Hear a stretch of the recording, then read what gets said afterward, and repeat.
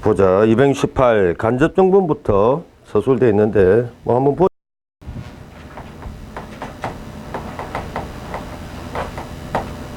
간접 정범.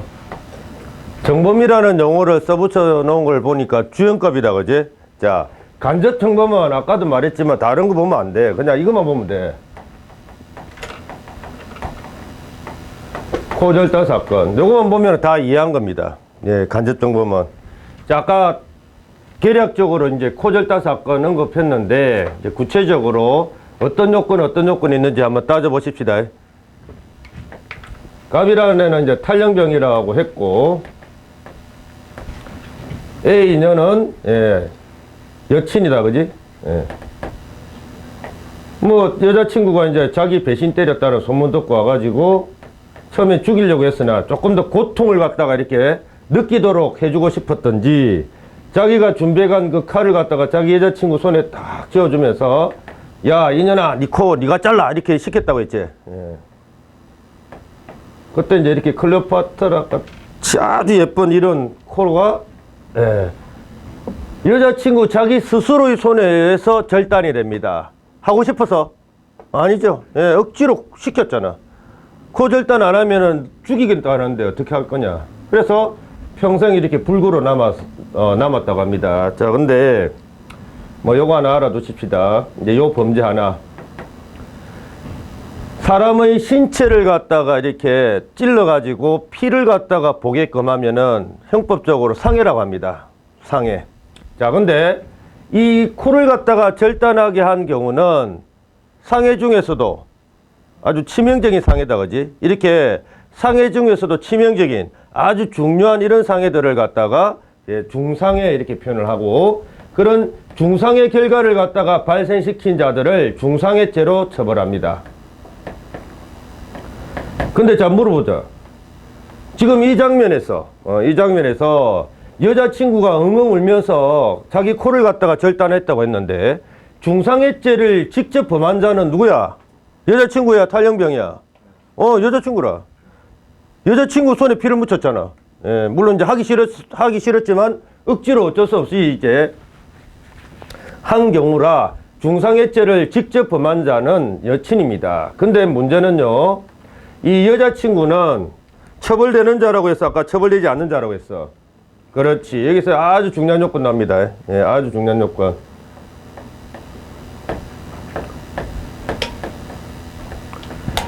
뭐 어떤 범죄든 항상 주관적 요건, 객관적 요건이 있었지. 예, 역시 마찬가지. 간접 정범 역시 주관적 요건, 객관 요건이 있는데, 지금 이제 우리 판례에서는 항상 이제 객관적 요건이 문제되다 보니까 두 번째 요건이 객관적 요건부터 언급하고 넘어가도록 합니다.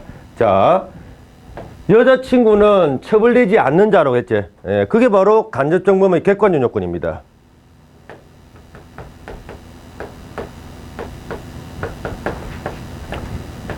처벌되지 않는 자. 요게 바로 간접 정범의 객관 요건. 이런 처벌되지 않는 자를 이용해서 중상해죄를 범하도록 한 이 탈영병 얘를 갖다가 무슨 정범? 의 간접 정범 이라고 표현하면서 처벌한다고. 알겠죠? 자, 일단 이 코절단 사건에서 객관적 요건 하나 나왔고요. 그 다음에 이제 수문 요건 하나 좀 체크하도록 하자. 객관적의 반대가 뭐야? 주관적. 그러니까 뭐 어떤 범죄든 범죄인 머릿속에 생각이 있어야 되지, 그지? 생각. 근데 이제 보통 범죄 머릿속에 생각은 고의 아니면 과실이었다. 그런데 간접정범은 특별한 생각 하나가 더 있어야 돼. 예, 간접정범은. 그 특별한 생각, 그걸 갖다가 간접정범의 주관적 요건이라고 하는데, 간접정범의 주관적 요건은 그럼 뭡니까? 오늘 자기 전까지 절대적으로 암기해야 되는 단어다. 의사지배라는 거. 의사지배.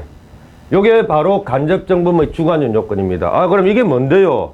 딱 요런 상황 생각하면 돼. 자, 여자친구는 약한 존재야, 강한 존재야? 요 사건에서 약한 존재다, 그지? 예, 협박을 당하는 약한 존재. 그 다음 반해서 탈영병은 약한 존재야, 강한 존재야?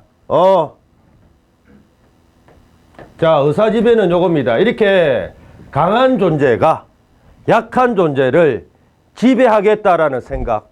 이게 바로 의사지배. 탈영병한테는 그런 게 있나 없나? 있지.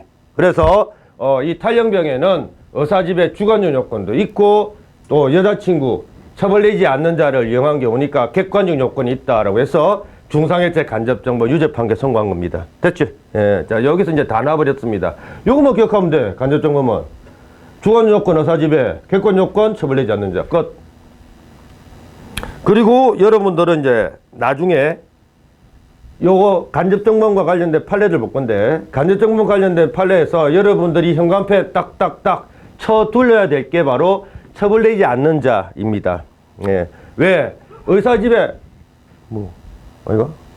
자, 의사지배 주관적 요건은 다 갖춘 것으로 나와. 예, 의사지배 주관 요건은 다 갖춘 것으로 나오니까 처벌되지 않는 자만 이제 항상 우리 판례에서 문제가 됩니다. 그래서 처벌되지 않는 자가 나타나면 나중에 현관패 빠박 치게 할 겁니다. 예전에 그때 7세 3세 사건 한번 언급한 적 있냐? 7세 3세 언급한 적 있지? 언급했나? 7세 3세 언급 안 했나? 이런 됐지? 한번 좀 보자.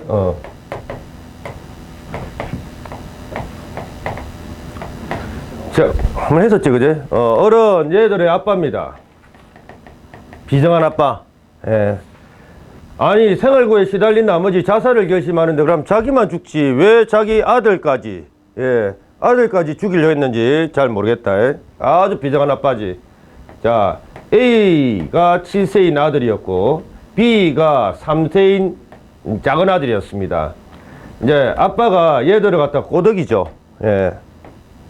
그 근처에는 이제 저수지가 있었고, 자살을 해서, 예, 하늘나라 올라가면은 너희들이 원하는 것 얼마든지 이렇게 얻을 수 있다. 뭐 먹을 것 얻을 수 있고, 그 다음에 뭐 놀이기구, 장난감 얼마든지 가질 수 있다. 이런 식으로 고덕이지.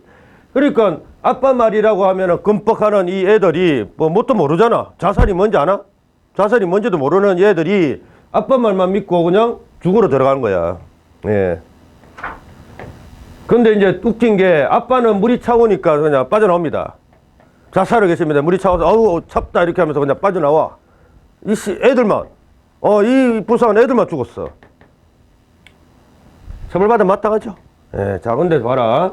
결국 사망케 했습니다. 근데 7세 3세는 자기 스스로 들어갔지. 자, 자기 스스로 자살한 경우입니다. 자살자들 처벌되는 자야, 처벌되지 않는 자야? 처벌되지 않는 자입니다.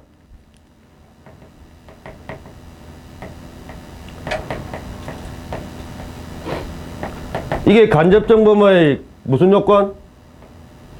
객관적 요건. 막 그냥 객이라고 표현하면 이제 대충 알아듣겠지. 그 다음에 약한, 강한, 의사지배 있어, 없어? 의사지배 있잖아. 예, 약한, 강한, 의사지배 당연히 있고. 그럼 주관 요건도 충족했네. 요 두 요건 충족된 상태에서 이 7세, 3세 얘들을 갖다 죽게 만들었다고 해서 이 비정한 아빠는 뭐다? 살인죄의 무슨 정범? 그렇지. 간접정범으로 유죄 판결 선고했다라는 거 말했지?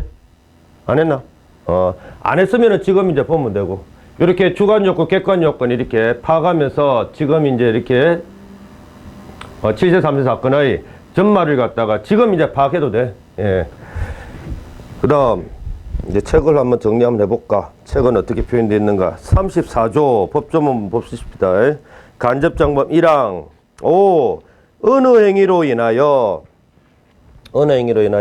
현관펜 준비하자. 처벌되지 아니하는 자에다가 현관펜 반짝반짝. 아니 번쩍번쩍 할 수 있으면 번쩍번쩍. 어느 행위로 인하여 처벌되지 아니하는 자 현관펜 딱 쳤지. 그 밑에다가 적지. 객관적 요건이라고. 처벌되지 아니하는 자 또는 과실범으로 처벌되는 자. 요거 줄 한번 딱 끊어라. 요거는 사실 판례 없습니다. 우리 대한민국 과실범으로 처벌되는 자를 이용해서 간접정범이 성립한 케이스는 단 한 건도 없어. 그래서 사실은 요 법조문은 무용지물이야. 요 과실범으로 처벌되는 자라는 요 법조문 요 문구는. 그래도 뭐 우리 법조문에 있으니까 그냥 한번 줄만 한번 딱 꺼두십시다. 항상 우리 판례는 처벌되지 아니하는 자를 이용한 경우밖에 없다. 과실범으로 처벌되는 자, 우리 대한민국 판례는 없고요. 독일 판례는 하나 있습니다. 이런 거래. 근데 이건 한 번만 듣고 치워라. 우리나라 판례 아니야. 이제 요런 것도 요런 것도 간접정범이 성립할 수 있다라고 이렇게 알아두면 돼. 우리나라 현행 법 규정상으로는. 이제 이거는 지우자.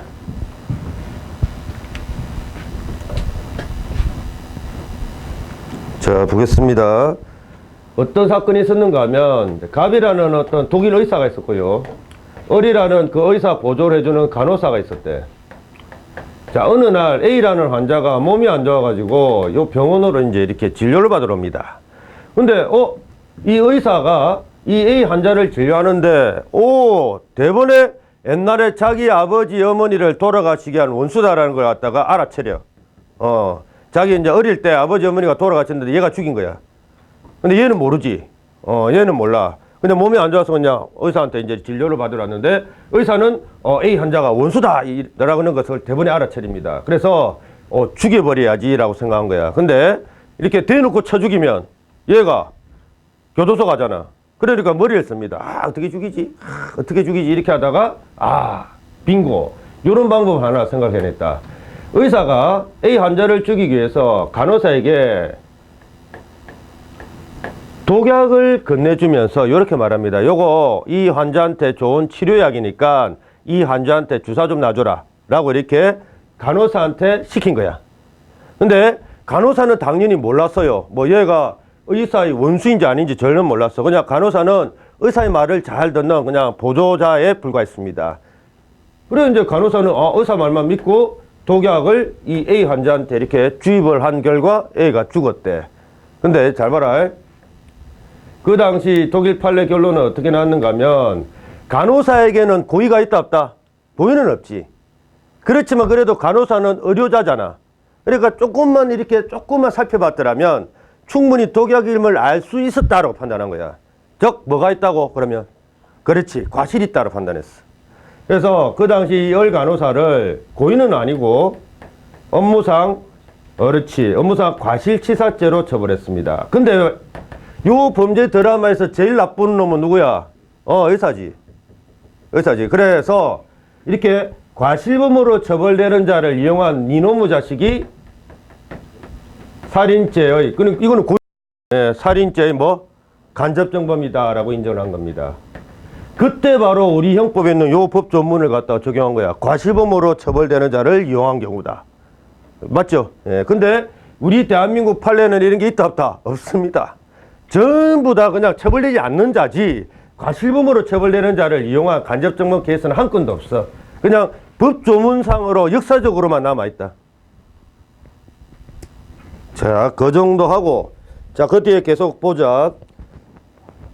교사 또는 방조하여라고 되어 있는데 그냥 동그라미 치고요. 교사 또는 방조하여 세트로 동그라미 치고, 이거는 뭐 교사범 할 때 교사, 방조범 할 때 방조가 아니라 그냥 이용하여 의미밖에 안 돼. 이용하여 줄박 끊어라.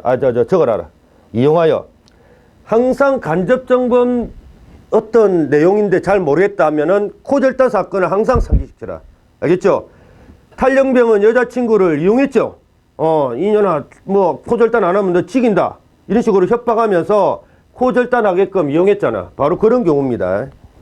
그 다음, 범죄행위 결과를, 발생하게 한 자, 줄박. 코절단 사건에서 누구라?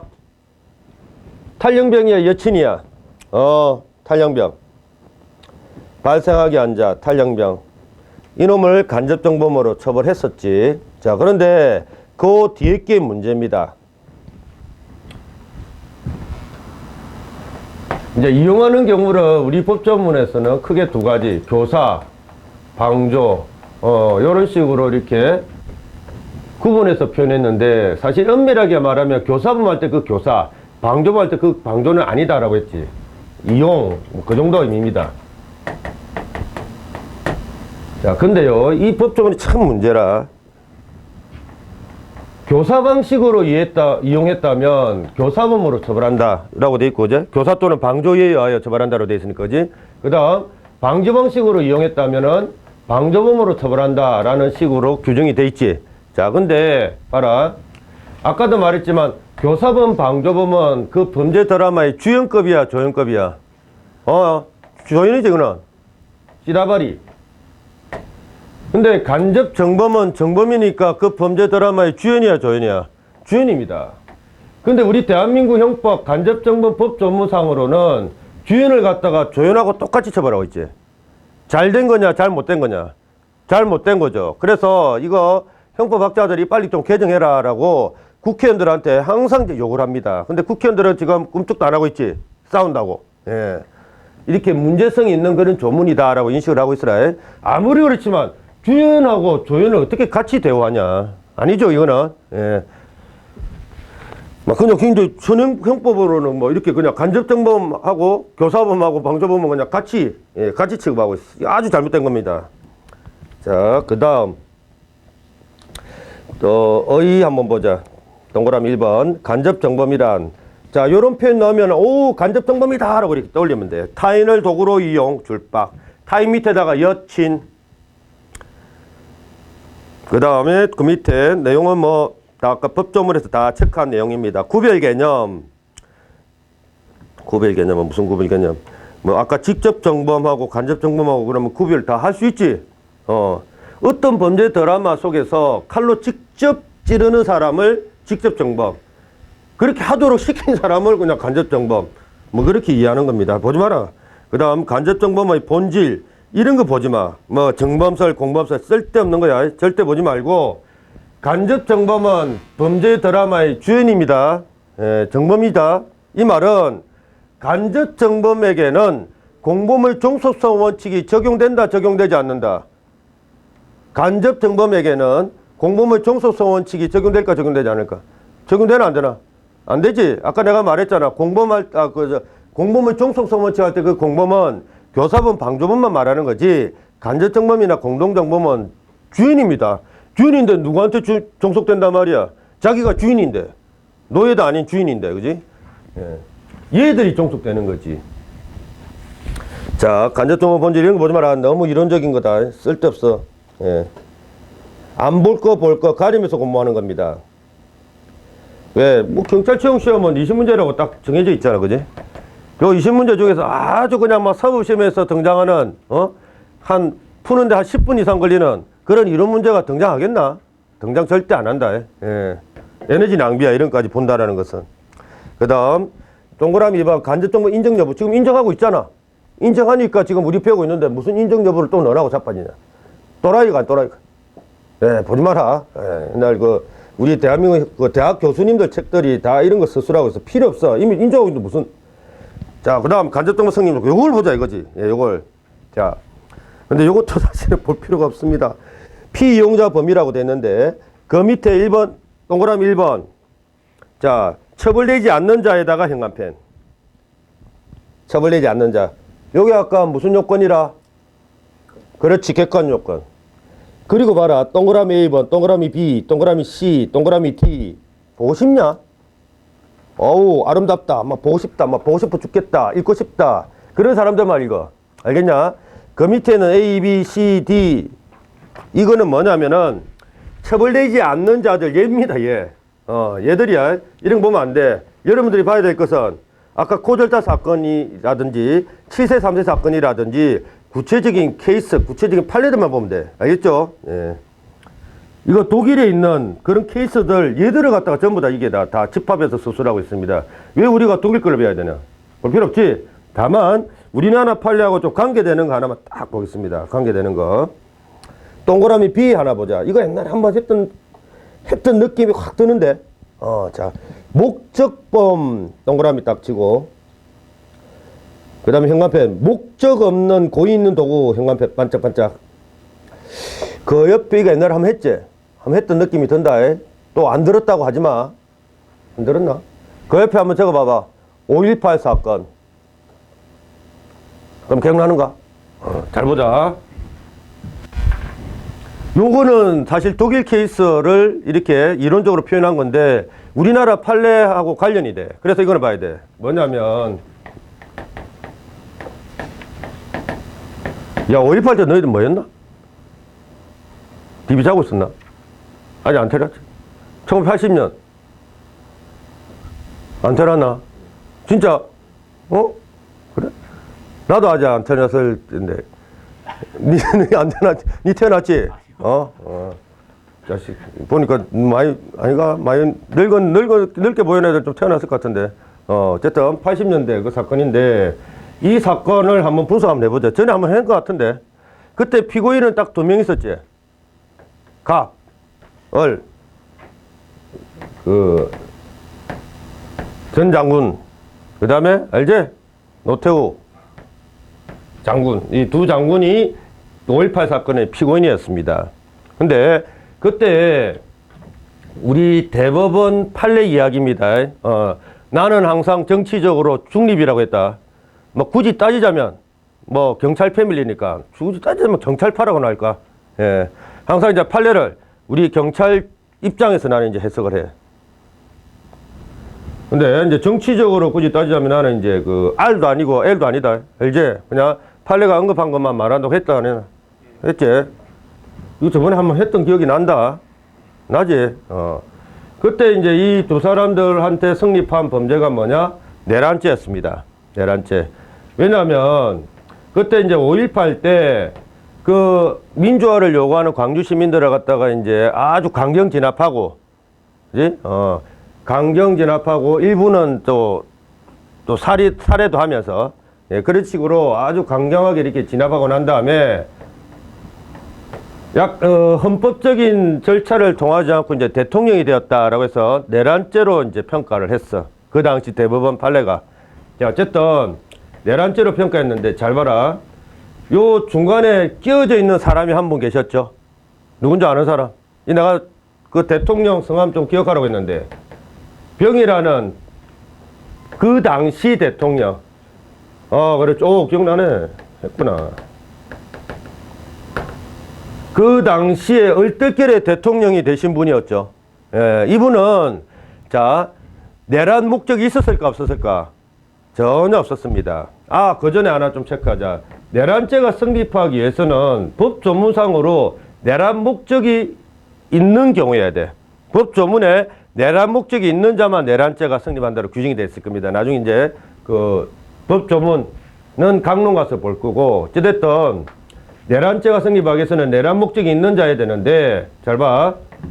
이 두 사람은 내란 목적이 있다, 없다? 내란 목적이 있고. 이 최규하 대통령은 내란 목적이 있다, 없다? 없었습니다. 얼떨결에 그냥 막 대통령이 됐다니까. 왜? 그 당시 이제 박정희 대통령 서거할 당시에 국무총리였거든. 그래서 이제 그 헌법 권한 대행하는 자가 국무총리라고 규정이 돼 있어. 그러다 보니까 얼떨결에 그냥 막 대통령이 됐지, 내란 전혀 그런 생각이 없습니다. 내란 목적이 없는 자야. 그냥 빨리 자기는 조용히 그냥 시골에 내려가지고 농사를 짓고 싶은 그런 분이거든. 자, 근데 그 당시 권력 시스템이 이렇다 보니까, 자, 경영군한테 명령을 직접 내릴 수 있는 자가 누구다? 최규하 대통령이었어. 그 당시 공식적으로 명령을 내릴 수 있는 사람이. 그래서 솔직히 말하면 경영군, 야, 민주화 운동하는 시민들을 갖다가 무자비하게 진압해라 라고 이렇게 명령을 직접 내리고 직접 사인한 사람 누구다? 최규하 대통령이니까. 지금 뭐 증거 들이다 보면은, 이분들이 이렇게 뭐 사인한 그런 것은 없습니다. 이분이 사인한 것만 남아있지. 왜? 그 당시 권력 시스템이 딱딱 이렇게, 구성이 됐었거든.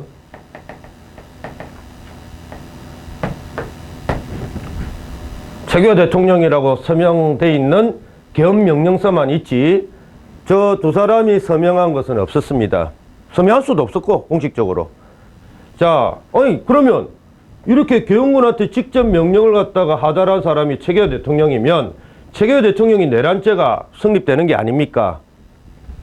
근데 최규하 대통령한테는 내란 목적이 있다, 없다? 없었죠. 그래서, 자, 최규하 대통령은 처벌되는 자야, 처벌되지 않는 자야? 객관적 요건 나왔다. 처벌되지 않는 자다. 근데 왜 내란 목적이 없는 사람이 왜 자기 서명을 했을까? 하고 싶어서? 아니죠. 딱 여친 입장이었습니다. 여친 입장. 하기 싫었는데 억지로 시키니까 강제로 이렇게 사인하라고 시키니까 어쩔 수 없이 이렇게 했다라고 우리 대법원에서 인정한 경우다. 그러니까 딱 여친을 이용한 탈영병 취급한 거야. 우리 대법원 판례에서. 그래서 저 두 사람들이 처벌되지 않는 자를 이용한 내란죄의 무슨 정범? 간접 정범이다라고 우리 대법원에서 최종적으로 결론을 내린 겁니다. 자꾸 불러지네. 애들도 이제 연휴 휴유증이 시달리고 있나 봐. 너무 잘 불러지는데. 조금만 이렇게 걸쩍거리면 툭툭 불러지네. 예. 그러니까 달릴 때는 계속 달려야 되는가 봐. 며칠 쉬고 나니까 분필마저도 이렇게 푸석푸석해져 버린다. 자, 결론적으로 이 가벌은 내란죄의 간접정범이 인정되었다. 예. 바로 이런 경우죠. 예, 이런 경우. 그러면 여기서 여러분들은 이제 대입만 시키면 됩니다. 목적법 밑에다가 내란죄. 목적 없는 고의 있는 도구가 누구다? 최규하 대통령. 이 대통령 성함은 좀 기억하십시다. 아주 중요한 그런 분이니까. 그 정도 하면 돼. 그 다음에 나머지는 볼 필요 없다. 나머지는 전부 다 판례를 통해서 이해하면 다 됩니다. 그 다음에 니 한번 봐라. 구속요건에 해당하는 위협하지 않은 행위. 이런 거 절대 보지 마. 디귿번 안 놉니다. 그 다음에 저 밑에 동그라미 2번. 과실범으로 처벌되는 자를 이용한 경우. 우리나라 판례 있다 없다? 우리나라 판례 없다. 그래서 볼 필요 없다. 그 다음 271페이지 핵심 판례. 자, 요걸 갖다가 다 읽자고. 미쳤냐?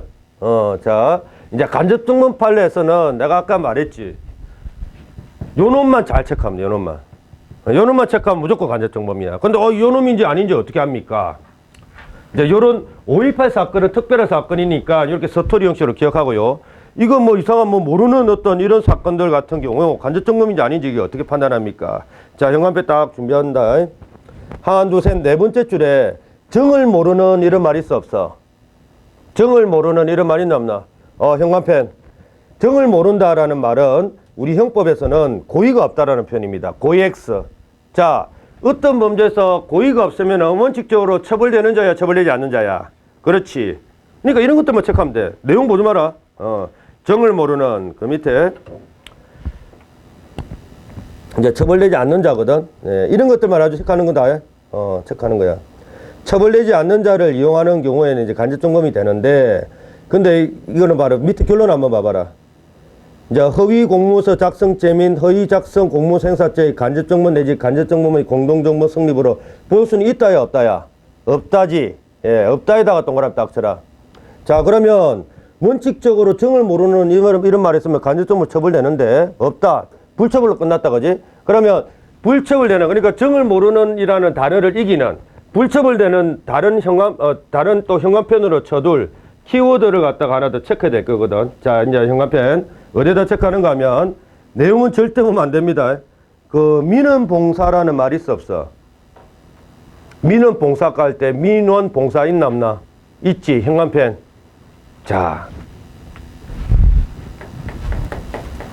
나중에 간접정범 판례들 체크할 때 아까처럼 그런 거 정을 모르는 고의가 없는 이런 것도 있지. 그 다음에 요것들 체크하고 성립 끝나면 되는데, 요거는 그 단어를 이기는 처벌되는 단어가 하나 있습니다. 민원, 봉사. 봉사한다라는 것은 좋은 거냐 안 좋은 거냐? 좋은 거지. 그래서 불처벌되는 단어로 기억하면 돼. 알겠나? 예. 그 다음 그 밑에 있는 것은 보지 마라. 도표 미쳤네. 보면은 좀비 된다. 좀비. 내가 옛날에 이거 다 외웠다가 한때 좀비가 됐다 이거. 예, 절대 보면 안 돼. 그 다음 이제 272페이지 그 양가로 2번 이용행위. 그냥 여친을 이용하는 탈영병 생각하면 됩니다. 예. 교사 또는 방조 보지 마라. 그 이용, 네 번째 줄 요거 줄 한번 딱 꺼두죠. 사주 또는 이용 의미라고 했고, 실행 착수 시기 안 놉니다. 일단은 무시. 그 다음에 273페이지 양가로 3번 결과 발생 안 나오고 간접정범의 처벌. 아까 법조문에서 자 양가로 1번 보자. 간접정범은 교사 또는 방조에 의하여 처벌한다라는 거 확인했죠. 근데 이게 잘못된 조문이라고 했지. 예, 이거는 잘못된 겁니다. 아무리 치면 주인을 갖다가 조연처럼 취급하면 되겠냐. 이건 안 된다. 그 다음에 간접점검이 미수의 처벌. 이런 것도 요거 읽지 마, 절대로. 절대 읽지 말고, 이런 경우 한번 보자.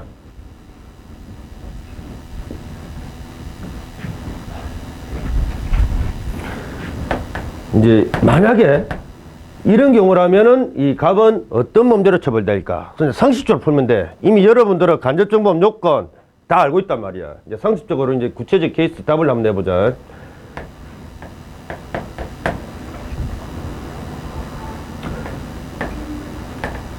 이제 실제 케이스는 아닌데,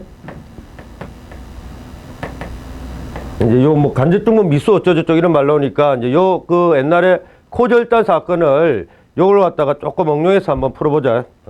요런 경우는 어떨까? 탈영병이 여자친구 보고 여자친구 코를 갖다가 절단하라고 시키는데, 여자친구가, 자, 그냥 바로 도망가 버려. 그럼 중상의 결과는 발생, 불발생? 불발생. 자, 그럼 그때 탈영병은 어떻게 표현하면서 처벌하는가? 그것만 보면 돼. 자, 탈영병은 일단,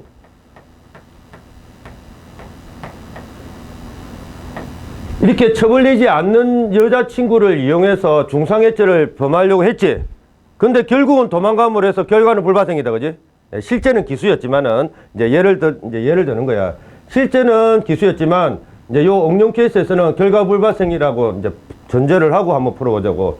자, 근데 탈영병은 사실 중상해죄의 간접정범으로 처벌될 뻔했는데, 결국은 여자친구가 도망감을 해서 결과는 발생, 불발생? 불발생이니까 요 뒤에다가 뭐만 미수점만 갖다 붙여주면 돼. 요게 바로 여기 있는 내용이야. 뭐 간접정범 미수처벌 내용입니다. 어렵나? 아니잖아. 예. 결과 발생이면 기수인데 보통 기수라는 표현 안 쓰지. 그냥 간접정범 끝. 맞지? 예. 간접정범 끝. 근데 뭐 이렇게 결과가 만약 불발생이면 그럼 뒤에다가 미수자 붙여주면 되지. 끝. 예. 그 다음 관련 문제. 차고 안 논다. 보지 마라. 그 다음 274페이지에 있는 그 뭐 도표 이런 거 절대 보지 마세요. 절대. 그 다음에 실행이 저거도 보면 안 된다. 그 다음에 간접정범 한계 중에서 신분 범인이 이런 것들은 나중에 공본과 신문에서 볼 거고, 보지 말고 오른쪽 275페이지 한번 펼쳐봐봐. 동그라미 2번 뭐 핵심 판례는 지금 볼 단계 아닙니다. 이거는 뭐 허위 공문서 작성죄를 알아야 되는데, 요거 하나 체크하고 하자. 그 핵심 판례 중에 두 번째 줄, 정을 모르는 상사라는 표현이 있나 없나? 있지. 그거 현관편. 정을 모른다라는 것도 아까도 말했지. 고의가 없다라는 거거든. 자, 정을 모르는 밑에다가 적죠. 처벌되지 않는 자. 그러니까 요런 것만 체크하면 돼. 그리고 별다른 아까 뭐 민원봉사 같은 그런 어떤 상황이 없다면 간접정범으로 처벌, 불처벌, 처벌, 끝 이렇게 내면 돼. 알겠나? 절대 어려운 거 아닙니다.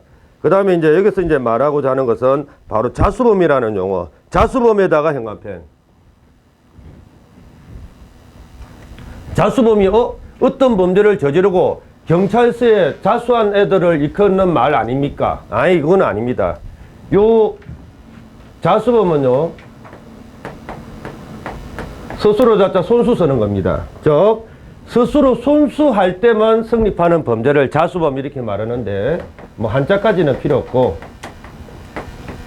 이게 뭡니까? 요렇게 저거는 그 표현이 제대로 안 돼 있지. 예, 안 됐을 겁니다. 저 돼 있네. 세 번째 주고 더블인데. 요렇게 적어놔. 자, 자수범, 이거는 뭐를 뜻하는 용어입니까?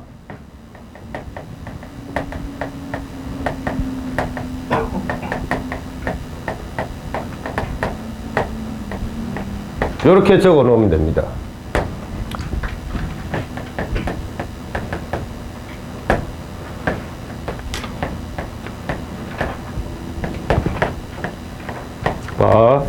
우리가 배울 형법 범죄는 거의 대부분, 거의 뭐 99.9% 간접정범이 전부 다 가능하지.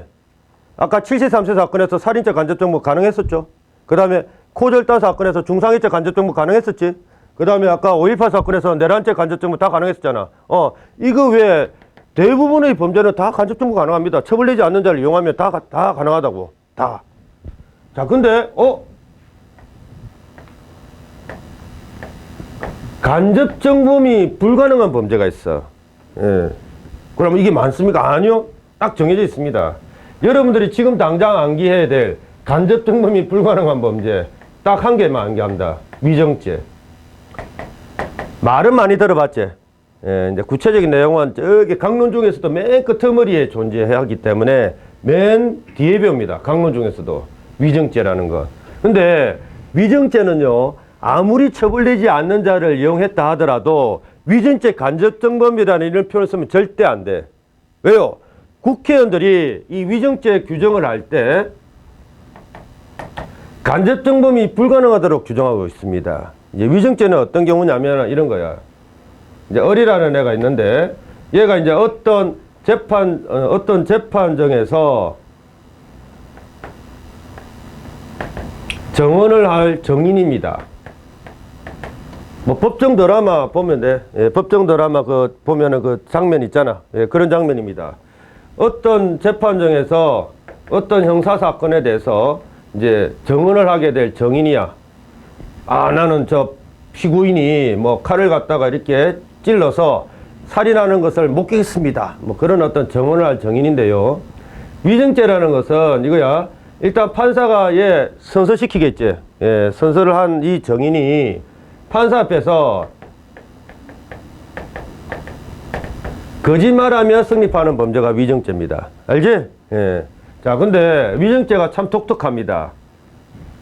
판사 앞에서 선서한 정인만 위정죄가 되지요. 얘를 갖다가 이용한 놈은 위정죄 간접정범 절대로 성립할 수 없어. 예를 들어서 이런 경우.